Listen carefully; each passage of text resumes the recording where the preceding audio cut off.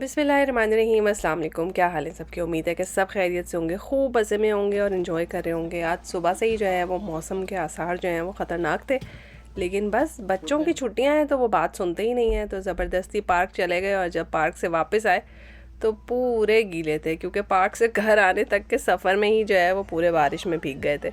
लेकिन अच्छा है, मज़ा आया बच्चों को बहुत ज़्यादा। और आप लोग भी हमारे साथ मज़ा करें और देखिए कि कितनी प्यारी बारिश हो रही है।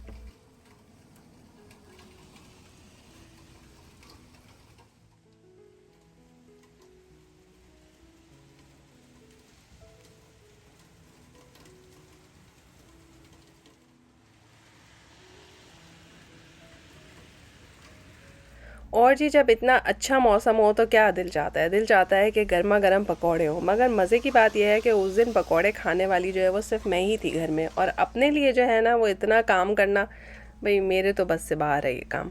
तो मैंने सोचा कोई ऐसी चीज़ बनाई जाए जो कुछ पकौड़ों की क्रेविंग भी पूरी कर दे और बच्चे भी मेरे साथ उसको एंजॉय कर ले। तो अगर आप में से किसी ने भी बचपन में ये बहुत शौक से खाए हैं, बल्कि अभी तक बहुत शौक से खाते हैं, तो आपने मुझे ये बात ज़रूर बतानी है। मुझे लगता है कि ये हम सबके फेवरेट होते हैं।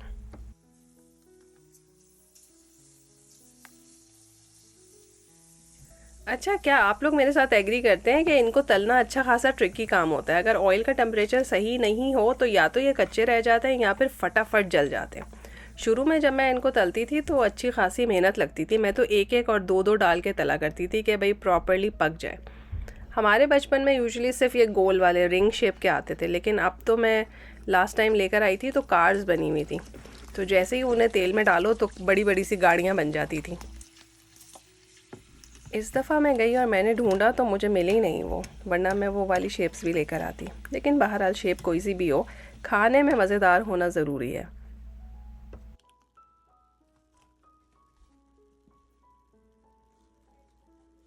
चलें जी, पिछले बहुत अरसों से जो है ना आप मुझे घूमते हुए ही देख रहे हैं। मेरे ख्याल में कुछ लोग सोच रहे होंगे कि लगता है ये बिल्कुल घर के कामकाज से फारिग हो गई हैं।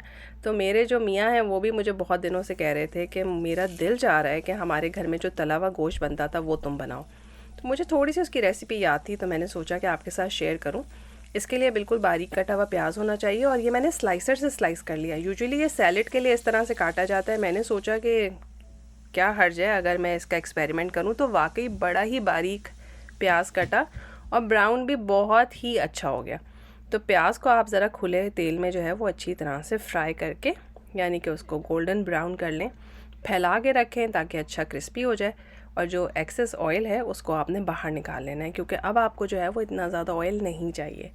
तो थोड़े से ऑयल में जो है वो आप मटन, बीफ, जो आप खाते हैं शौक़ से, चाहें तो आप हड्डी वाला गोश्त ले लें, लेकिन मोस्टली इसके लिए जो है वो बोनलेस ही लिया जाता है। तो उसको जो है वो मैं अब अच्छी तरह से जो है वो फ्राई कर लूँगी। पानी ड्राई हो जाए, साथ में लहसुन अदरक का पेस्ट डाल दें और अच्छी तरह से मिक्स कर लीजिए। बेसिक मसाले डल रहे हैं, आप देख लें, नमक, मिर्च, हल्दी, धनिया पाउडर, ज़ीरा पाउडर, दैट्स इट। कोई मैंने एक्स्ट्रा मसाला इसके अंदर नहीं डाला है, कोई बाज़ार का मसाला मैं इसमें नहीं शामिल करूँगी। और साथ में मैं इसके डालूँगी कम से कम 4 से 5 टेबलस्पून दही है। आपकी चॉइस है, आप चाहें तो दही डालें, अदरवाइज़ ये दही के बगैर भी बनता है। इस तरह के गोश्त को हैदराबादी खानों में जो है वो तला हुआ गोश्त कहा जाता है। अच्छा जी, जो प्याज है ना उसको आपने अच्छी तरह से चूरा कर लेना है, और आप देख सकते हैं कितने क्रिस्पी हो गए हैं और कितने आराम से जो है वो टूट रहे हैं।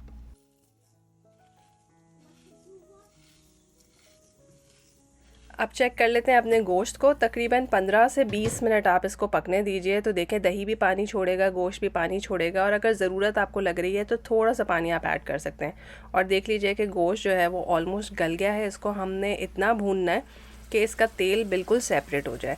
अगर आपने इसमें दही नहीं डाला होगा तो इस स्टेज पे आप इसे बहुत भून भून के कड़क कर सकते हैं, तो वो कड़क तला हुआ गोश्त बन जाएगा। लेकिन मैंने चूँकि इसको ग्रेवी की फॉर्म देनी थी, इनफैक्ट ग्रेवी तो नहीं, लेकिन इसमें मैं थोड़ा सा मसाला रखना चाह रही थी।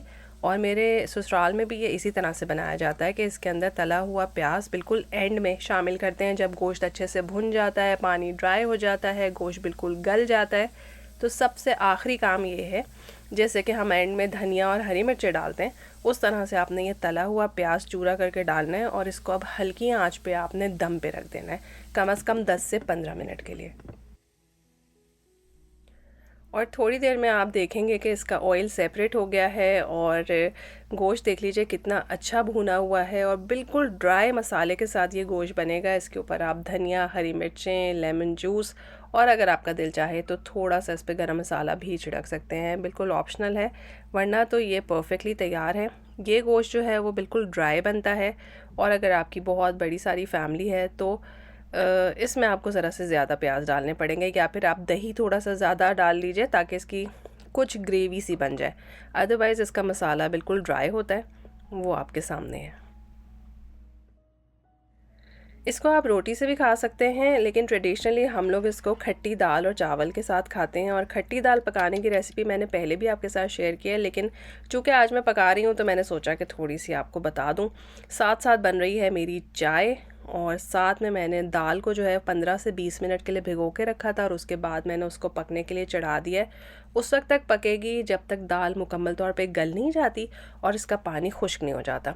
आप चाहें तो इस दाल को प्रेशर कुक भी कर सकते हैं, जो कि आसान हल है, लेकिन मैं बिल्कुल वैसे ही आपको पकाना दिखा रही हूँ जैसे हमारे घर में पकती थी। यहाँ पे मैंने आटे में नमक, कलौंजी डाल के मिक्स कर दिया है और इसमें मैं थोड़ा पानी डाल के इसको गूंद लूँगी। बस इतना कि ये सब कंबाइन हो जाए। जैसे ही वेल कंबाइन हो जाएगा मैं इसको ढक के 15 से 20 मिनट के लिए रख दूँगी। 20-25 मिनट बाद जब आप इसको अच्छी तरह से गूंदेंगे तो 5 मिनट्स में बड़ा ज़बरदस्त और स्मूथ आटा तैयार हो जाता है। यानी आपको 10-15 मिनट लग के आटे को गूंदने की ज़रूरत नहीं पड़ती। तो बाय द टाइम हम फारिग हुए हैं अपने आटे से, साथ में हमने चावल उबलने के लिए रख दिए हैं और बाहर का मौसम आप देखें किस तरह चेंज हुआ है। और ये साहब अपने ट्विन बच्चों के साथ रोज़ यहाँ पे वॉक करते हैं और मैं जब भी इन्हें देखती हूँ मुझे बहुत अच्छा लगता है कि आई डोंट नो, शायद बच्चों की अम्मा जो है वो जॉब पे हों या फिर ये अपनी बेगम को जो है वो एक ब्रेक देते हैं 15-20 मिनट, आधे घंटे का, कि वो रिलैक्स कर सकें। कितनी अच्छी बात है ना। और जी मसालों के पैकेट आके बहुत दिनों से घर में पड़े हुए थे और मैं सोच रही थी कि अब इनको रीफ़िल करती हूँ तब रीफ़िल करती हूँ, तो फाइनली आज मैंने रीफ़िल कर ही लिया। भाई टाइम पे ये काम कर लिया जाए ना तो ज़िंदगी आसान हो जाती है। अगर आप आखिरी टाइम तक इसको घसीटते रहें ना तो कुकिंग के टाइम पे आप बड़े परेशान होते हैं कि ओहो ये मसाला नहीं है और वो मसाला नहीं है। यहाँ पे जो है वो चावल उबल रहे हैं। चावल भी मैंने 30 मिनट्स भिगो के रखे थे और उसके बाद मैंने उबलने के लिए रख दिया। यूजुअली अब मैं चावलों में 1 टीस्पून के करीब नमक डाल देती हूँ, मगर नॉर्मली जो हमारे घर में चावल बनते थे उसके अंदर नमक नहीं शामिल किया जाता था। पाकिस्तान में अमूमन घरों में कड़ी पत्ता लगा हुआ होता है, तो जब भी आपको चाहिए हो तो आप फटाफट जाएं और लेकर आ जाएं। और हैदराबादी खानों में कड़ी पत्ता डलना बहुत ज़रूरी है, मगर मैं नहीं मंगवाती क्योंकि जब भी फ्रिज में रखो ये ख़राब हो जाता है। पर इस दफ़ा मैंने सोचा कि इसको ड्राई कर लेते हैं, तो अब ये सारे कड़ी पत्ते जो हैं वो बच्चे मिल के निकाल रहे हैं और देखें कितनी मज़ेदार किस्म की एक्टिविटी है। इसको मैं प्लेट में खोल के रख दूँगी, हवा में ज़रा ड्राई हो जाएंगे तो उसके बाद मैं इन्हें फ्रीज़र में रख दूँगी।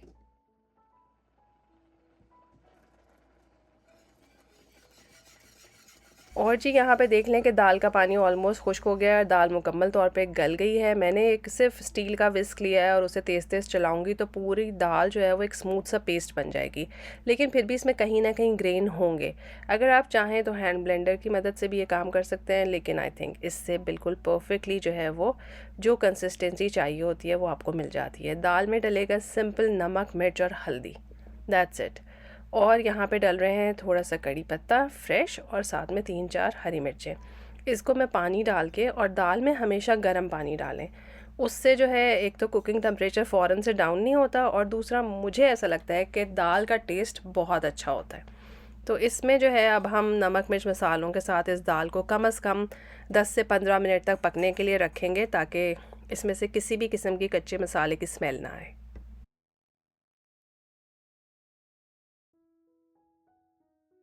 अब चूँकि हम बना रहे हैं खट्टी दाल तो उसके लिए इमली होनी तो ज़रूरी है, तो 1 टेबलस्पून इमली को मैंने गर्म पानी में भिगो के रखा था। हाथ से थोड़ा मल लें तो उसका पल्प अलग हो जाएगा। ये मेरा पुराना जो है वो चाय छानने वाला स्ट्रेनर है, इसको मैं यूज़ करती हूँ अब इस तरह के कामों के लिए। मैंने सोचा कि अब इससे चाय तो छन नहीं सकती, तो इस तरह की चीज़ें जो हैं वो बहुत आराम से आप इससे छान सकते हैं और ज़िंदगी आसान रहती है। तो बस जी यहाँ पे इमली का पल्प जो है वो हम हटा देंगे और जो इमली का जो लिक्विड जूस था वो सारा हम दाल में शामिल कर देंगे। अब 1 या 2 बॉयल आने चाहिए। इमली डाल के बहुत ज़्यादा हम पकाते नहीं हैं, तो बस दाल में 1-2 बॉयल आएंगे तो दाल तैयार है। यहाँ पे बन रहा है उसका बघार। बघार में मैंने पहले डाला है लहसुन, उसका कलर थोड़ा चेंज हुआ तो उसमें सूखी हुई लाल मिर्चें डाल दें और ज़ीरा डाल दें। उसके बाद चूल्हा आपने बंद कर देना है। बिल्कुल एंड में आपने इसके अंदर डालना है कड़ी पत्ता, क्योंकि कड़ी पत्ता जो है वो बहुत जल्दी जल जाता है और उसकी वजह से ऑयल भी बहुत ज़्यादा डांस करता है। तो जब इतना डांस करता है तो आपके हाथ वाथ जो है ना उसमें तेल आने का बहुत अंदेशा होता है। तो बस जी, कड़ी पत्ता डाल के थोड़ा हिलाएं घुमाएं, उसका कलर भी चेंज हो जाएगा और दाल के ऊपर बघार लगा दें।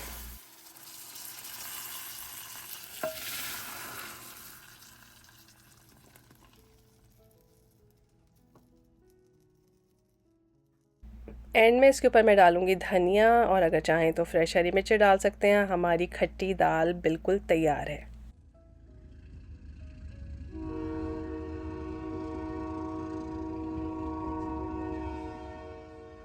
और जी, खाना पकाने का काम ख़त्म हुआ तो बच्चों को वॉलमार्ट से कुछ काम था, तो मैंने सोचा कि मैं भी चलती हूँ और इस वक्त मैं बच्चों को वॉलमार्ट लेके जा रही हूँ। तो जिस वक्त मैं यहाँ इस क्रॉसिंग पे रुकी तो मैं सोच रही थी अरे ट्रेन गुजर रही है, मेरे पास मोबाइल नहीं है, वरना मैं इसका अच्छा सा शॉट ले लेती। लेकिन पीछे मेरी बेटी जो बैठी हुई थी उसने खुद ब खुद इसका इतना अच्छा सा शॉट लिया, इसीलिए मैं आपके साथ इससे शेयर कर सकी।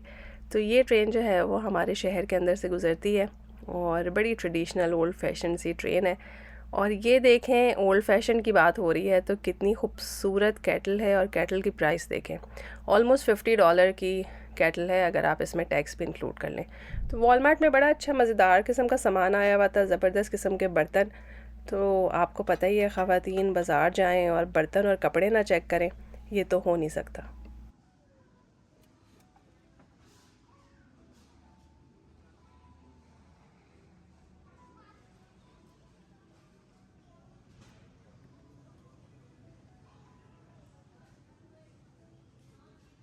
कुछ अर्सा पहले मुझे किसी का मैसेज आया था कि आप जाके अपना पूरा शॉपिंग हॉल जो है वो हमारे साथ शेयर करें और बताएं कि आप वॉलमार्ट से कौन सी चीज़ कितने की ख़रीदती हैं। तो ऑनेस्टली मैं बहुत ज़्यादा शॉपिंग पे, इस तरह की शॉपिंग पे नहीं जाती।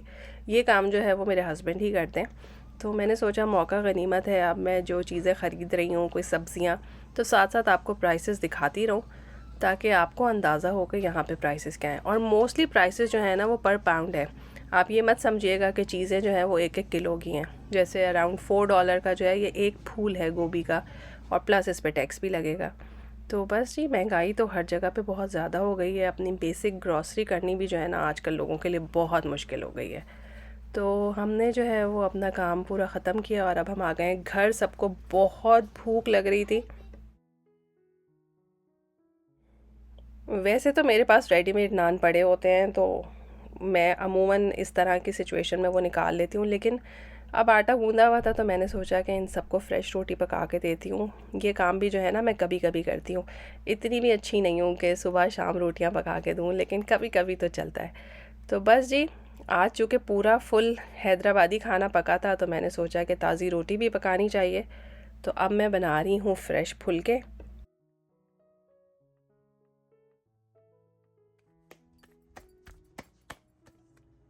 वैसे ताज़ी रोटी की ना अपनी ही बात होती है, लेकिन मेरे जैसे लोग जो है ना वो आज तक पाकिस्तान की जो तंदूर की गर्मा गर्म रोटी है, और वो भी स्पेशली कराची वाली जिसमें वाइट वाली रोटियां मिलती हैं, क्योंकि लाहौर में मोस्टली तंदूर से जो है वो कुछ रेडिश ब्राउनिश सी रोटी आती है, वो भी अच्छी होती है, लेकिन मुझे कराची की तंदूर की रोटी ज़्यादा अच्छी लगती है।